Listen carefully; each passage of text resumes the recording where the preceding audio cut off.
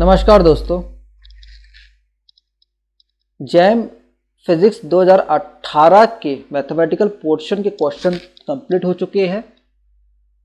अब यहाँ पे अपन लोग जैम फिजिक्स 2017 के मैथमेटिकल पोर्शन की स्टडी कर रहे हैं, उसका एनालाइज कर रहे हैं, उसके सॉल्यूशन अप्रोच को देख रहे हैं और उस सॉल्यूशन को करने के लिए क्या क्या बेसिक रिक्वायरमेंट है उसका डिस्कशन कर रहे हैं, ताकि आपको बेसिक क्वेश्चन के साथ ही पता लग जाए और उस बेसिक का अगर कोई क्वेश्चन चेंज करके आता है तो आप अडॉप्ट कर सके, ताकि कम समय में ज़्यादा स्टडी आपकी हो सके।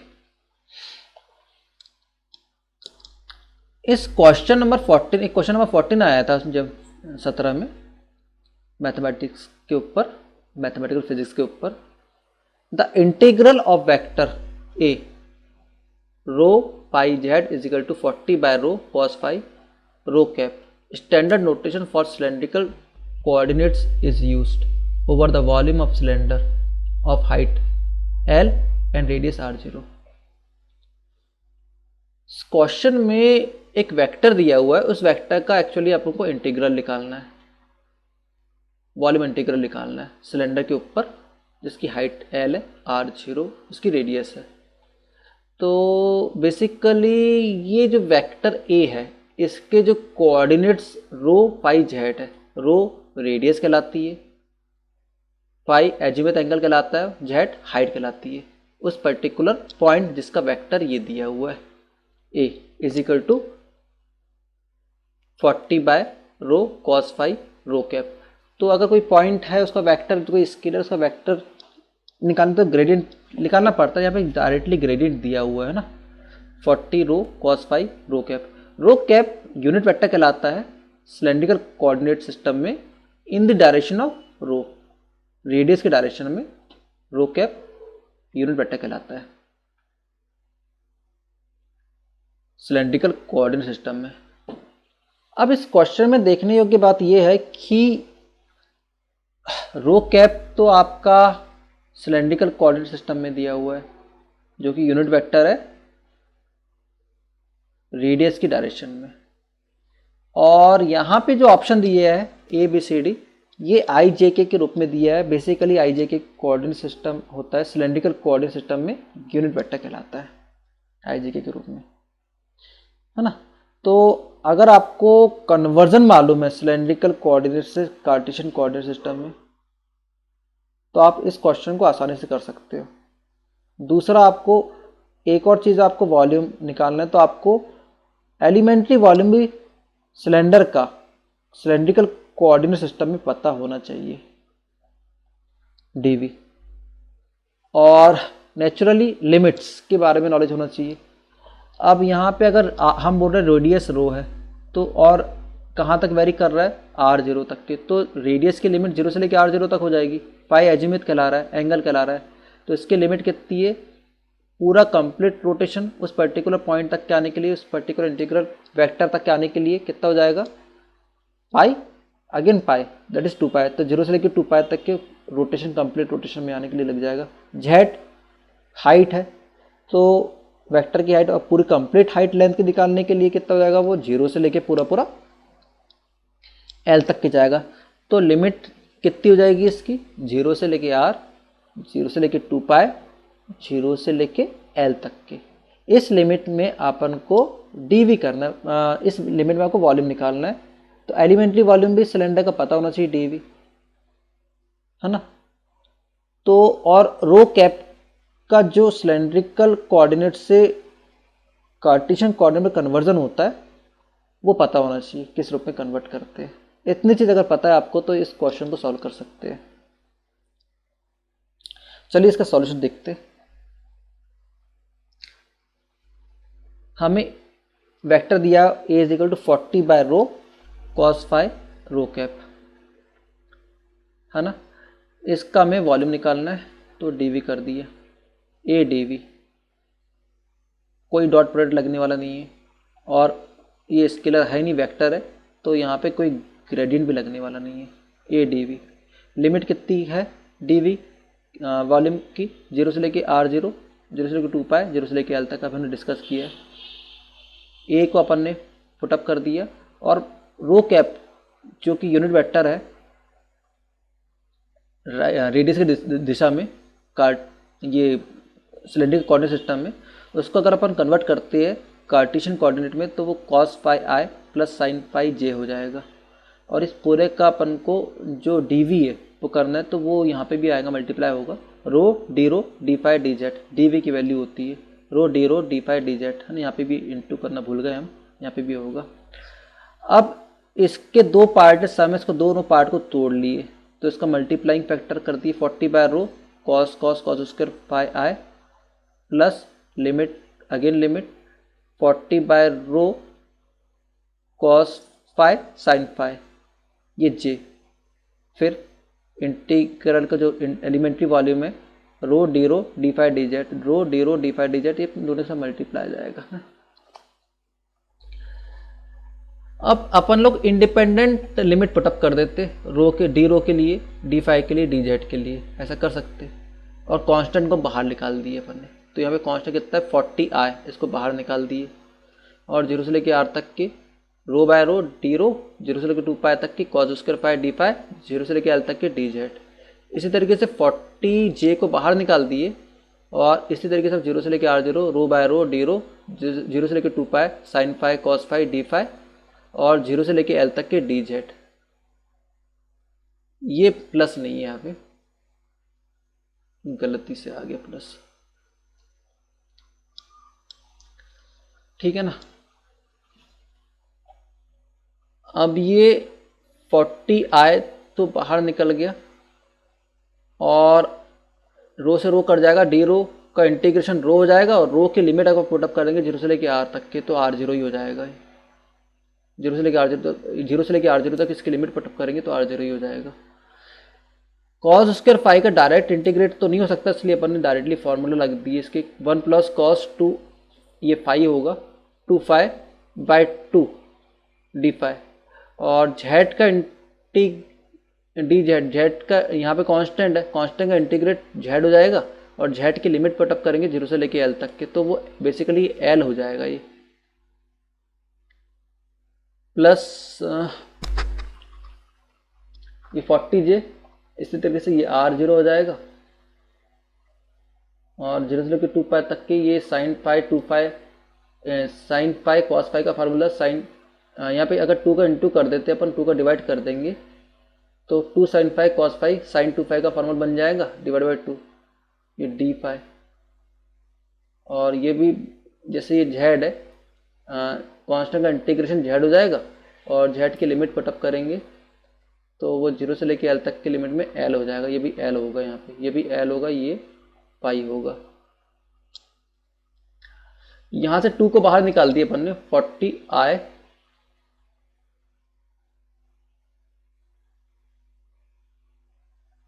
आर जीरो और ये डी फाई का इंटीग्रेशन फाई हो गया, कॉस 2 फाई का इंटीग्रेशन साइन 2 फाई, और जो 2 फाई है उसको डिवाइड कर देते डिफ्रेंशिएट करके, तो 2 फाई का डिफ्रेंशिएशन 2 हो जाएगा और लिमिट 0 से लेकर 2 पाई तक के जेड, ठीक है। ये भी आई है यहाँ पे ना, जे नहीं है।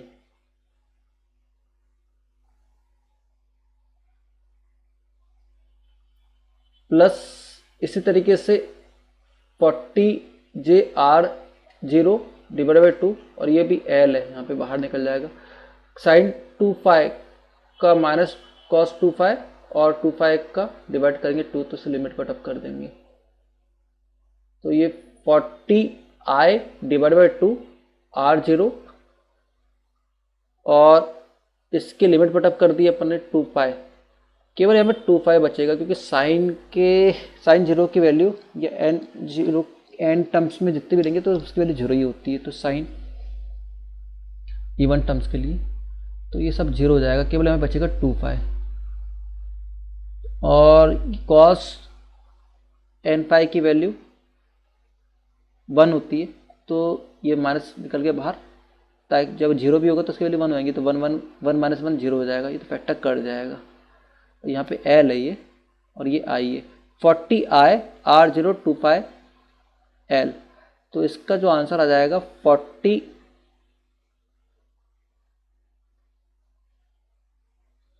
आई आर जीरो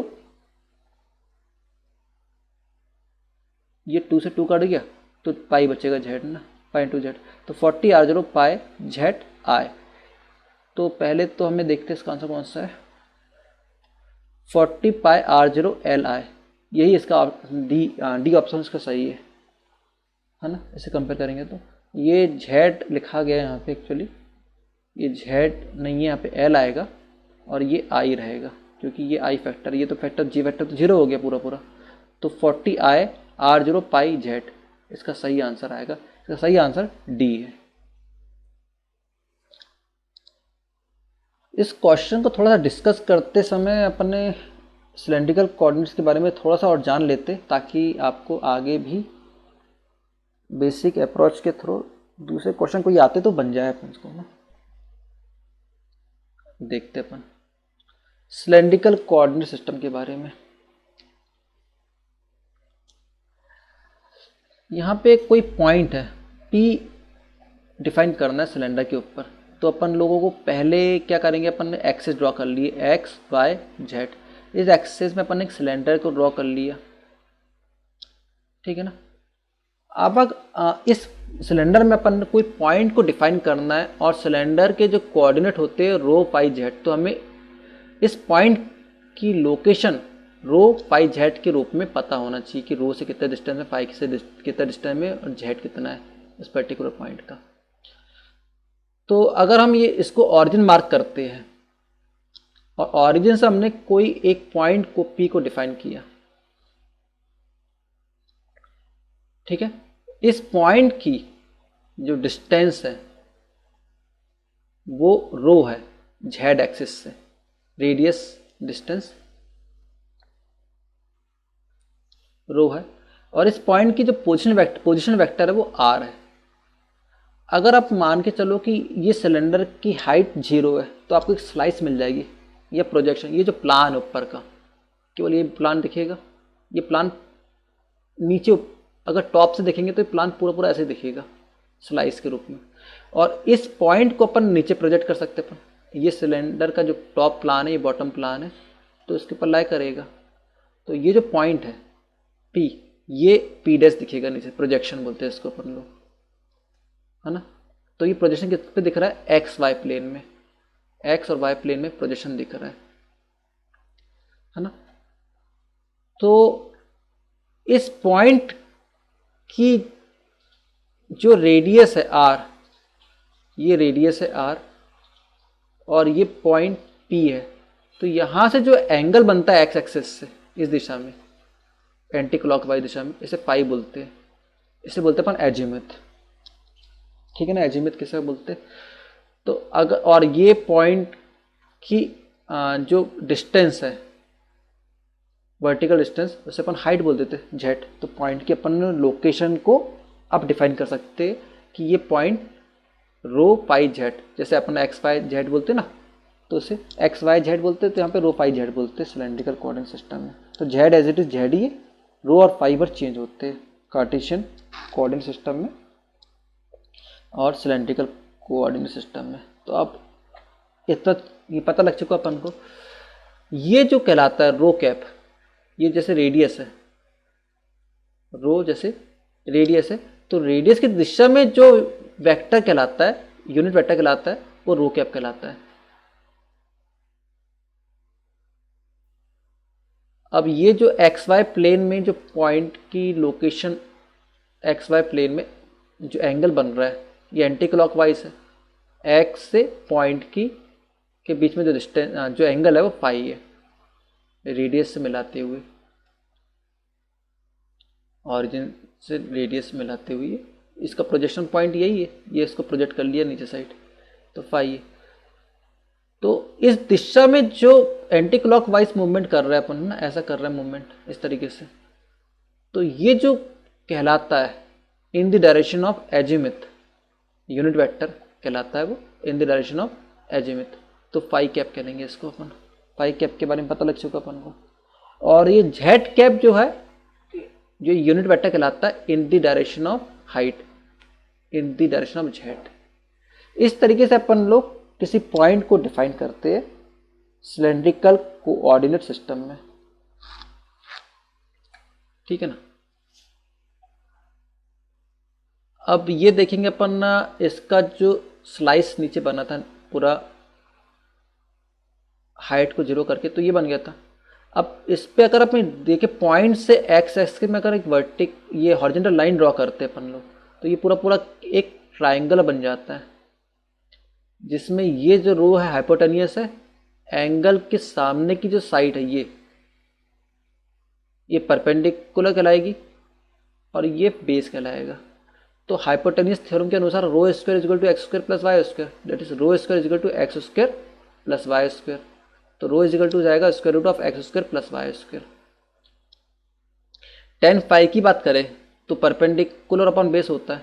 परपेंडिकुलर कौन सा है? एंगल के सामने की साइड, ये है ना, ये वाई, बेसिकली ये वाई है तो ये भी वाई होगा ना, तो ये वाई अपॉन एक्स, ये एक्स है तो ये भी एक्स होगा, छोटा एक्स, कम वैल्यू का एक्स, है ना। तो perpendicular upon base Y upon X. Cos phi कितना था? बेस अपॉन हाइपोटेनियस, तो बेस क्या है? एक्स है और हाइपोटेनियस कितना है? रो है, तो एक्स बाय रो, तो एक्स के लिए कितनी हो जाएगी? रो कॉस फाई, ठीक है ना। और इसी तरीके साइन फाई की वैल्यू कितनी हो जाएगी? परपेंडिकुलर अपॉन हाइपोटेनियस, इसे बोलेंगे अपन वाई अपॉन रो। परपेंडिकुलर कितना है? वाई, और हाइपोटेनियस कितना है? रो है, तो Y is equal to rho sine phi, ठीक है ना। तो इस तरीके से अपन एक्स वाई जेड के बीच में रिलेशन बता सकते, रो फाई जेड के बीच में, जो कि सिलेंड्रिकल कोऑर्डिनेट में है। अब अगर अपन इस सिलेंडर का एलिमेंट्री एरिया और एलिमेंट्री वॉल्यूम को डिफाइन कर पाए तो अपन बहुत हद तक के समझ जाएंगे कि किस तरीके से काम करता है सिलेंड्रिकल कोऑर्डिनेट सिस्टम। तो अपन ने क्या किया कि एक सिलेंडर बनाया, फिर से किया अगेन,